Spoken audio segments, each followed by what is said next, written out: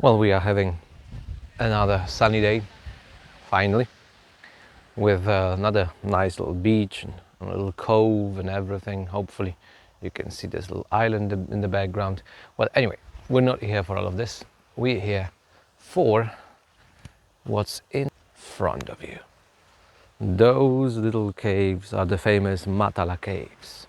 Now here, late 60s, the hippies would come and live in them because they're for free and it's close to nature and everything, and it became quickly a big hit. Johnny Mitchell here in 71 met some locals and wrote a song, Carrie. So that's basically about the place, and obviously, as it is very often in such cases, it became so popular because of the hippies that today that's not hippie land anymore. Today it's the copy-paste little touristic village with all the tavernas lined up as always, with all the same prices and all the same kind of medium quality stuff and everything overpriced. Yep. So here it is. It does have nice ambience, but you've seen those places before. You're gonna see them in many other places as well. The thing is, of course, here the hippie vibe is still used for advertising. Well, also for another thing, if you want to see the caves, the gentleman there in front of you will charge you €4. So we're not going to do that for a number of reasons. One of them is we're actually going to see a cave or two for free. But to end this little rant, it's all nice and cute and hippie and so on. Well, they were kicked out very soon from here for a number of reasons. They were nuisance. They were taking up space that the local fishermen were using. They were using those caves simply as little storehouses. And the hippies, to earn a bit of money, were making nice little collars made of teeth. Why teeth? Well, this used to be a Roman necropolis. So not very romantic after all. Now look at that. Turns out, as it is a national holiday, that the entrance today is for free. Who can refuse to see a place when it's for free? So in the end, we are going to visit the famous Matala caves.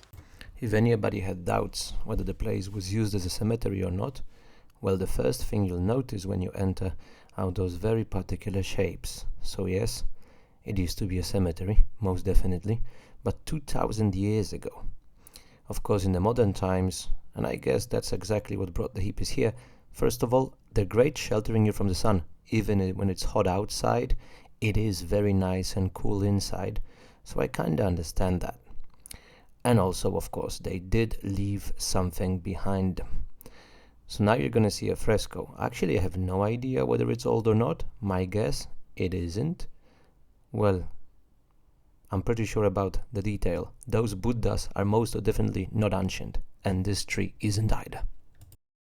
Now, all right, I was making fun before, but I have to admit they had the right idea about the spot. As in, I mean, you know, first of all, you've got very nice views from here, and secondly, those caves are huge. You can actually live in them, and with all those nice views, you're protected, you're sheltered here from the winds and so on.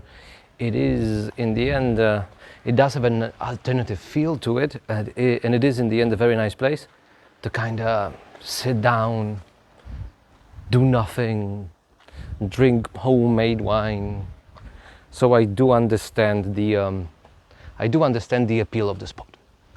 But we're not gonna sit down here. We're not gonna drink wine. We have things to do. And also, I'm gonna introduce the National Day in a bit more detail later on, as it is a very interesting story. Well, actually, let's have the story now. So what happens? Beginning of Second World War, Mussolini takes Albania, and then he wants to provoke Greece into a war. Greece is smart, they don't get into any trouble, so eventually Mussolini sends an ultimatum. And there's only one word from the Greek government. One word, oi, no. And that's it. That's the story of the holiday. It's the oi day, the day of no. We were hoping for maybe some military parade or something. We didn't find any. What we found though was an awesome hidden ethnographic museum. Maybe hidden, but very modern, with plenty of interesting things to see and very well described as well. So if you are hanging around Matala, have a look at the ethnographic museum as well. Definitely worth visiting, and you're gonna see one of our favorite details. There's the Katsuna, of course.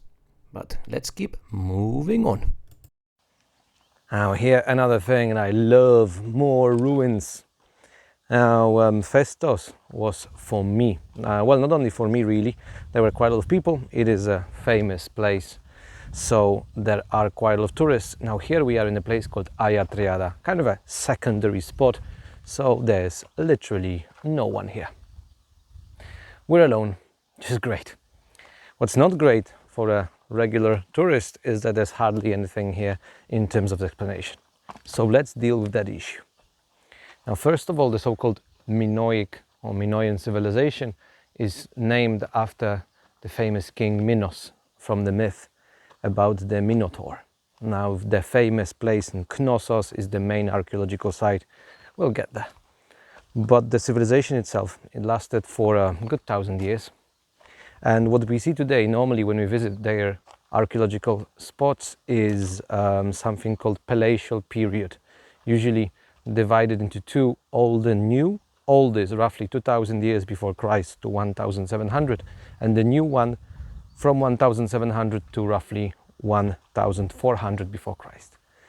And what destroyed them is basically Mother Nature. The old period was destroyed by an earthquake, and then the famous from Instagram today, Santorini. The island was an active volcano and it blew up, destroying the Minoan culture finally. So with this little introduction, let's start walking the ruins. Now, first thing in such places that you see is chaos. Well, we're not talking only about 100 or 200 years, we're talking about 2,000 years of occupation here. Of course, what's most important for us is the Minoic stuff. So, first of all, welcome to the Agora. So this is this empty space. What you have here, these were either workshops or where people lived, a little village, or maybe both. So here you have it. On the other side, you have those remains of capitals. Those would hold probably a wooden roof. And what you have behind you were shops. So this was a place of center of life, especially in terms of merchants and, let's call it, proto-industry. Now what you have in front of you is a building which was built on the ruins of the Agora and the villa. So we are standing in roughly 1,500 before Christ, and those stairs would take us to 1,400, 1,300. So this is 200 years, built 200 years after the Agora, after the cataclysm caused by Santorini. Of course, people did not disappear, but the culture was pretty much gone. So those were just remains of life here, we can say. Now here's a little shift. Unfortunately, we didn't have too much time, so the rest I just did once in Polish. So everything now will be from off. I'm sorry about that, but let's continue our visiting. So here you've got actually two different cultures. The one in the background, that's Minoic, but what you see in front of you, those bigger blocks were very well fitting. This is the so-called Mycenaean culture. So this is something that maybe you know from things like Homer, like Iliad, or the famous film Troy, where you have Agamemnon from Mycenae. Well, that culture also came to Crete 1,400 years ago roughly, and that's their work. Now we're going to continue now down something called Rampa al Mare. In the meantime, a bit of sewage system. Those guys were smart. But Rampa al Mare means in Italian, as the archaeologists here were mostly Italians, the ramp to the sea. Supposedly the level was much higher than today, 3 to 4 meters. So now we are several kilometers away from the sea. Supposedly this villa was pretty much on the beach. So that would take us to the sea. But what you're seeing at the moment, well, that's the palace, or like a villa. So the most representative building in the complex. Now, how do we know that? There's a number of details. So first of all, you are going to see very soon gypsum. Now, this is a material which was used in the most important spots, and here you've got some examples already. So that's one detail telling us quite a lot. Second detail, well, more gypsum.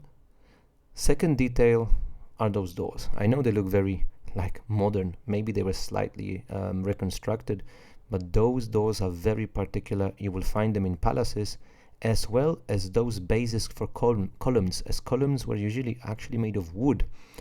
But if you have those details, plenty of gypsum, and here it is again, those particularly shaped doors and the bases for columns, that means you're in a palace, really. And here we are most probably entering the most important room in it, as it is very spacious, and again you've got the details. So this floor was probably fully made of gypsum. You have more spots for the columns, and there's one extra place, those benches. This is most probably a sanctuary, or maybe even the sanctuary. Sometimes such places are called the throne room, but most probably there were no kings here. This was simply a place for religion, some kind of public display of power maybe. But there's one detail missing. You will see now stairs. They should lead somewhere.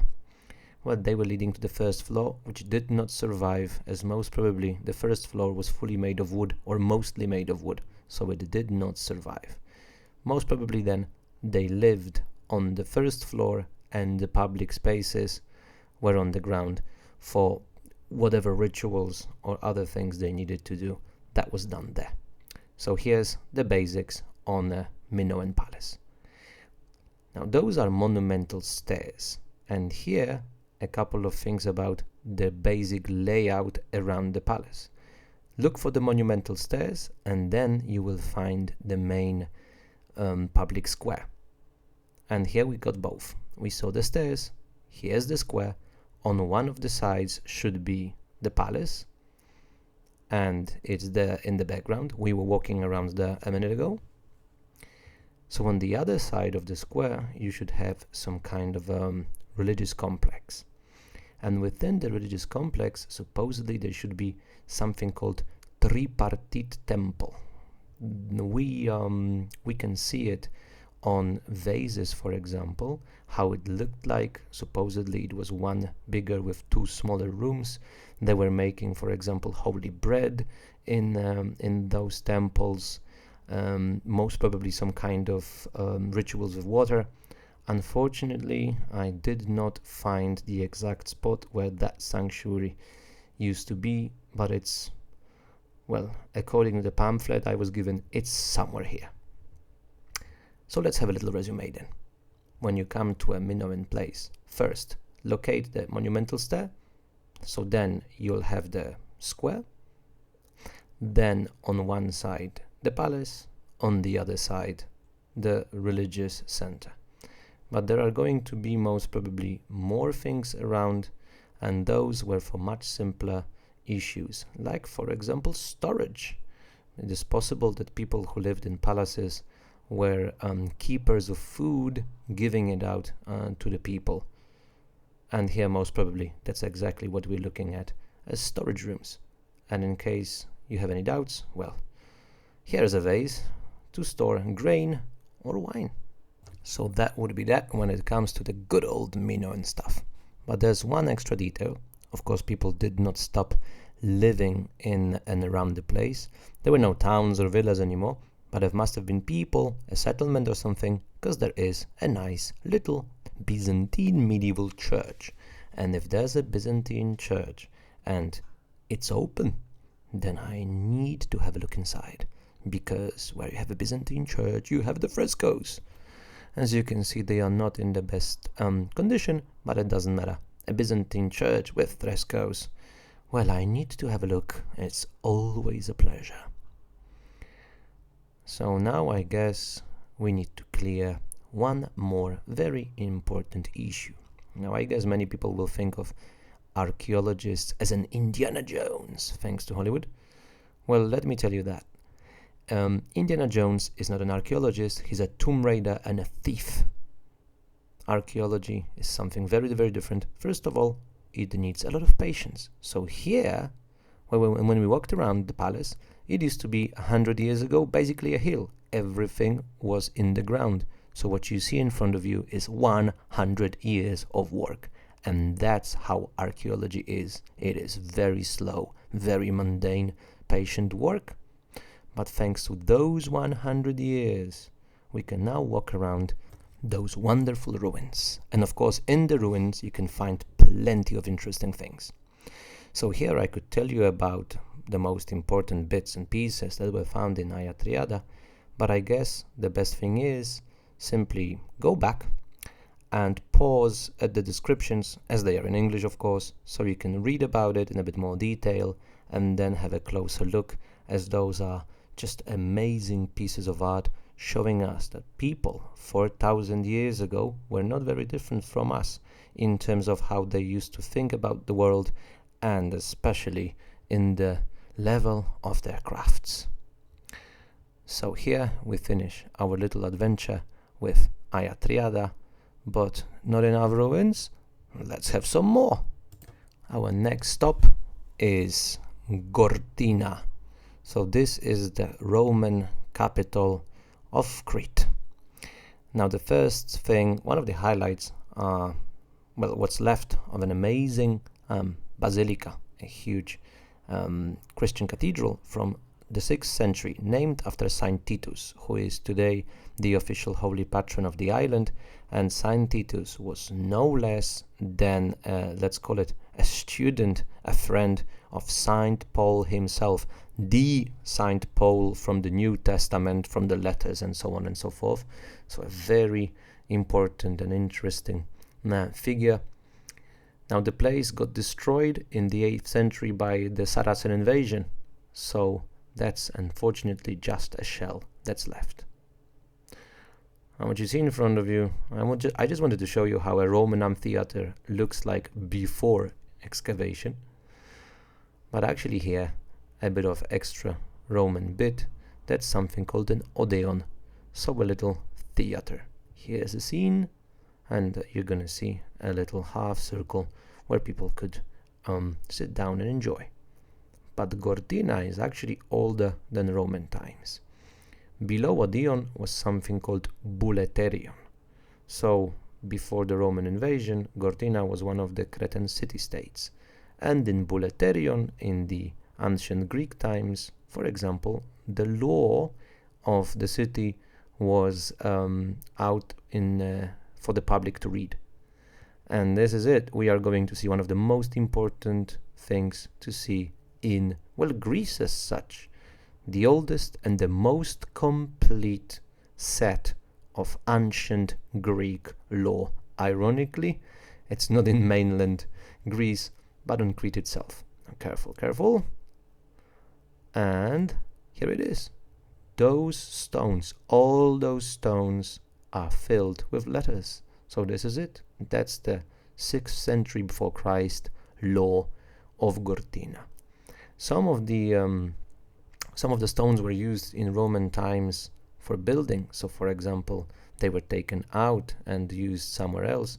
Hence we're going to see one properly outside. And look at the letters. Even if you cannot read them, I guess you can see some of them look like they're in the mirror. The reason is they had a very particular way of writing. So first you go left to right, but then the next line right to left, then left to right, then right to left. So basically they were writing as if following a serpent. That's why it looked so funny. And it's also a very curious detail. But I guess the most interesting bit is the law itself. Turns out, once again, people back 2000 years ago were not very different from us. So if you start reading the law, of course, the law deals with issues of everyday life of the people at the time, and their issues were not very different from ours. So of course, if you want to investigate, you can easily find more details on the internet. We had a different issue. Gortina was 100,000 inhabitants, so what we saw were the highlights, but then that's that. If you want to find the rest of the highlights, well, you need to walk, and you need to walk through basically rubbish. And well, just to sum it up, it's not exactly a place that's tourist friendly. And I know people don't like feeling like tourists, and it's all about adventure and so on, but adventure is nice when it's time for adventure. When it's time for a proper museum, I would like to have some proper signs, please, to direct me to places I want to see. Well, unfortunately, it doesn't really happen here. But after all the walking, we did find some interesting spots, like, for example, the very foundations of temple to Egyptian gods. Now you may ask, why in Crete Egyptian gods? Well, Egypt is not far away from Crete, so there probably wasn't simply trade.